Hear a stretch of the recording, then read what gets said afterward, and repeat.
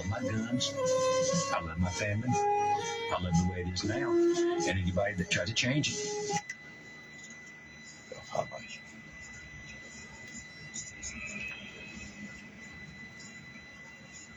That's good enough. It's Aaron Lewis on 94.3, the Ox on your Monday ride. 8:27 now, time for Coffee Talk, brought to you by the Comanche Chamber of Commerce and Agriculture. Check them out at #Explore Comanche, Texas, as we say good morning, like every Monday morning, to Cynthia with Hope Counseling. How we doing? I'm doing well. It's Monday. It's Monday. It's November. Uh-huh. I don't really know what happened to October, but it's here and gone, and I feel like I have a constant buzzing in my head. I'm just, it's not in my head. It's not. It's down here, and I don't know which button to push. Where you at, Troy? Sorry. When I start turning things on and off up here, it goes south in a hurry. So we just have to deal with that. I'm trying. So if I seem a little distracted, it's because there's a buzzing. That combined with the fact that it got dark at 6 o'clock last night, what is going on? That is very true.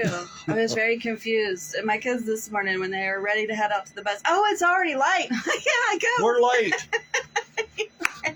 So we'll get on track eventually, right? Eventually. Probably about the time that it's time to change it back. Hey, it is life.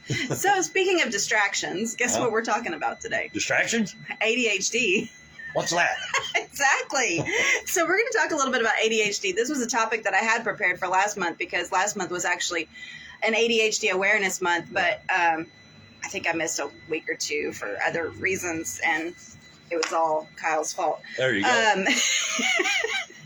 Sounds good, I messed right? up. I couldn't keep track. ADHD. So I want to talk a little bit about ADHD because it's the four letters that we hear so much amongst kids and schools, and it's like, what does it really mean? And where does it come from? And what the heck am I supposed to do as a parent with an ADHD kid? And I will tell y'all, I am a parent with ADHD. I am a parent of a child with ADHD. Yes, it's not the funnest thing in the world. I'm telling you, it has its struggles. I know what they used to do about it. It's a learning curve sometimes. But ADHD is a neurodevelopmental disorder that interferes with functioning and/or development at any stage of life. In the past, it was primarily diagnosed in children. If you were experiencing signs and symptoms of ADHD as an adult, it was unlikely that you would receive a diagnosis before you did not meet. Because you did not meet the criteria according to the DSM. Okay, for many of us, the DSM has updated their language to include individuals at any age, including adults, as long as they had symptoms prior to age 12. So you can have a new onset or a new diagnosis as long as you've had symptoms prior to age 12. Okay. So the history of ADHD, it was first studied in the late 1700s. I didn't realize that it went all the way back that far, honestly. Yeah. But the focus was primarily, imagine this, on white school-aged boys who demonstrated hyperactive behaviors. Imagine that, huh? That was all of them. So ADHD is considered when symptoms are persistent for a period longer than 6 months and is present in 2 or more settings. That's a huge thing to realize. Okay, you can't just have it present at home or at school or, it has to be present in more than one symptom, in more than one setting, which means that it's across all avenues, which definitely means that there's something going on and it's not like just situational, okay? Right. The presentation of symptoms have negatively affected the individual and their functioning. Individuals under 17 are required to have 6 or more symptoms to meet criteria for diagnoses. Individuals 17 and older are required to have 5 or more symptoms to meet criteria. There are 3 types of ADHD. Did you know that? No. I didn't think so. And they differ. See, this is why we do this every Monday, so you can learn something, Kyle. And all the listeners can learn a little bit more, too. And they differ based on presentation of symptoms. So there's inattentive type. Often, those are the people that often fail to give attention to details or make careless mistakes. They have difficulty sustaining attention during tasks or play activities. They do not appear to listen when spoken to. They often seem like they're distracted. Does not follow through on instructions and fails to finish schoolwork, chores, or duties in the workplace. They're easily sidetracked. Poor time management. Often has difficulty organizing tasks, difficulty keeping materials in order. They're messy and disorganized. Avoids, dislikes, or is reluctant to engage in tasks that require sustained mental effort. loses things necessary for tasks or activities such as pencil, glasses, keys, mouthpieces, cleats. That sounds personal. Often distracted by little things that are not important. Often forgetful in daily activities such as chores, appointments, and errands. So that's the inattentive type. Then you have hyperactive or impulsive type. They may fidget with or tap hands and feet or squirm in their seat. They leave seat in situations when remaining seated is expected. They run or climb in situations when not appropriate. Unable to play or engage in leisure activities quietly. They're often on the go, acting as driven by a motor. Appears restless or uncomfortable. Often talks excessively. Often blurts out an answer before the question is completed and has a hard time waiting for their turn. Often interrupts or intrudes on others' conversations, butting into conversations, uses other people's stuff without asking. Yeah, this is like an ongoing saga in my home. So then you have the combined type, okay? And that's where they have both the hyperactivity and inattention. And that is where they're met for those for at least 6 months or longer, okay? So there's 4 common myths of ADHD. When we think about ADHD, this is what people think of as all these myths, because you hear these. It's, only boys have ADHD. Originally, only boys with hyperactive behaviors were studied, obviously, which led to a delay in understanding females with ADHD. Boys are more likely to get diagnosed earlier in life compared to girls because they're boys. And boys tend to be a little more rambunctious. Just a little bit.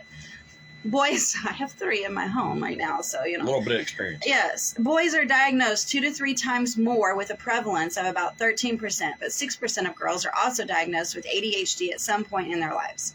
Adults rate at 38% women and 62% men. So, again, you're seeing it higher in men. Girls also present more with inattentive symptoms, which are easily overlooked compared to boys who often exhibit hyperactive behaviors. Women and girls are more likely to have anxiety or depression, which can overshadow the ADHD symptoms. All right, so obviously not just boys. The second myth, ADHD meds are addictive. Okay, that is a myth. Addiction is often a concern when it comes to the medication used to treat ADHD because they can be predominantly stimulants, including methylphenidate and amphetamine. There is no evidence that suggests using this medication as prescribed leads to addiction. Research shows that the opposite is true. When an individual takes stimulant medication for treatment of ADHD as prescribed, it is more likely to prevent addiction by reducing the behaviors and symptoms associated with ADHD that may include impulsiveness. So using stimulants to reduce impulsivity decreases the likelihood of experimenting with other drugs. That makes sense. I mean, if you're able to use, if you're taking your medication, you're not going to have that go-to of using illegal drugs to try to counteract it. It's what we call self-medicating in the world of psychiatry. Something like that, yeah. So, ADHD, okay, another myth, is caused by bad parenting. That's not true. No way. It's not true. This myth is perpetuated by individuals who only recognize that children with ADHD often misbehave, but they do not understand the true complexity of the diagnosis. There is no evidence that indicates a parenting style is responsible for the symptoms that make up ADHD. What the evidence suggests is that there's a support link between a combination of genetics and environmental factors that contribute to the development of ADHD. Many are surprised to hear that ADHD has a genetic component, but it has been found to run in families, especially among siblings, indicating if you have one child diagnosed with ADHD, their siblings are 50% more likely. That does not mean they are. It just means that they're more likely to have ADHD. Even with decades of research on ADHD, the exact cause of it is still unclear. So we just know factors, but we don't know 100% what's the cause. Right. This is kind of a cool quote. While ADHD is certainly not caused by bad parenting, it can definitely cause bad parenting. Sure. So these parents are usually doing the best that they can, and just realize that. And every child with ADHD, again, is different. They may respond to different types of parenting styles, different types of things. So that in and of itself can be challenging when you're a parent trying to deal with a child with ADHD or multiple children with ADHD at that. Okay, so the final myth is a myth that ADHD is an excuse for laziness. I have heard that over and over and over. Okay, it's perpetuated by those who see the individual with ADHD can work hard, but they just do not apply in all areas that they should. That's kind of that thinking. ADHD is not an excuse for laziness. Individuals with ADHD have incredible focus and attention to task when something is interesting to them. Sure. Okay? But what's actually happening in the brain is more complicated. It is truly it's truly a neurological factor that happens. There is a lack of efficiency of the signals in the brain. In other words, the message is too weak to be conveyed when it comes to a task that is not interesting. When there is an activity that is interesting to them, they can experience hyperfocus. Hyperfocus meaning that ability to zero in intensely on an interesting project or activity for hours at a time. This hyperfocus can actually lead them to losing track of time and cause other daily tasks to be overlooked. Sure. So, I mean, they may have a hyperfocus on video games or on, a certain show or a certain activity that they really, really enjoy doing, or a certain type of work that they like doing, and they just totally lose track of all the other things they need to do. Like homework. Yeah, exactly. Like homework or chores or, yeah. So treatment of ADHD can vary by state, medication, and or behavioral treatment. Recommended treatment, again, this is recommended, okay? And I always want y'all to know that this is on an individual basis, so please don't sit here and think that I'm telling you this is what works, because it doesn't. And I mean, there are kids that are more severe that do need medication earlier, and that's something you would talk about with your physician. Recommended treatment under 6 is behavior modification techniques. Recommended treatment for 6 and older is education, medication, and behavior modification. So a combination of all of that. There are, again, specialized doctors and such that will prescribe meds younger than that if other things are not working. So again, that's something that you work with your physician on. ADHD in adults is best managed with a combination approach of medication, education, and therapy to address how the brain works differently at a physiological level and the psychological impacts of living with ADHD. Managing ADHD with a comprehensive approach can reduce symptoms and improve a quality of life. So what am I supposed to do as a parent with a kid with ADHD? Shock therapy. No. Oh, okay. There are parent training classes that can help develop skills and different techniques to help kids develop their executive functioning skills and the individual skills needed as they grow and mature into adulthood. A parent learning these skills can benefit the child's development and the family dynamic overall, as increased knowledge and skills help to reduce stress in the environment. Like most kids with ADHD want a parent who accepts and respects them and can help foster a growth mindset and internal motivation while encouraging them. As a parent, you can feel empowered by educating yourself on ADHD. This can build your confidence and ability to see what symptoms persist. This knowledge will allow you to advocate more efficiently for your child in school and other social settings. Parents with ADHD who have kids with ADHD. Oh boy. If your child has been diagnosed with ADHD, it may be worth your time to schedule an evaluation for yourself with a qualified professional to see if you also have ADHD. There's been several genetic links, as we stated earlier, discovered. The more high-risk ADHD-related variants an individual has, the more likely it is to pass down the traits to their child. However, this does not mean ADHD is solely a hereditary disorder. Environmental factors do still play a part in the development. As a parent with ADHD, it is important to manage your own symptoms so you can be a stable and consistent parent for your child and model the importance of acceptance and treatment for ADHD. Setting boundaries, keeping routine schedule is good for parents and both children with ADHD. Other diagnoses that you may commonly see with ADHD, I'm going to have a coughing fit in a minute.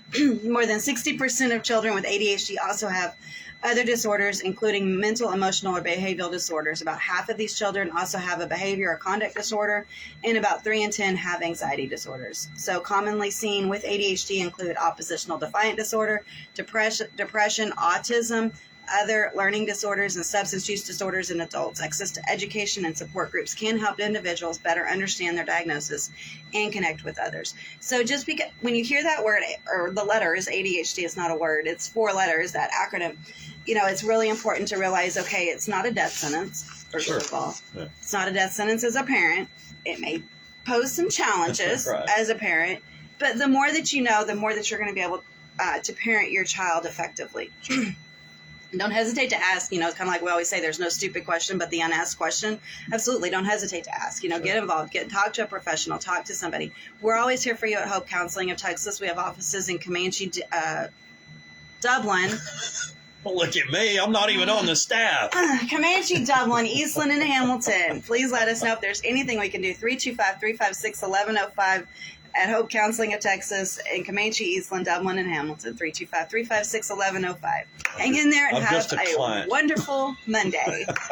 You know what they used to do for us with that ADHD? Here, boy, get out there with a lawnmower. Work that out. No kidding. That was the cure. Versatile Kubota equipment today, like Kubota BS and L Series compact.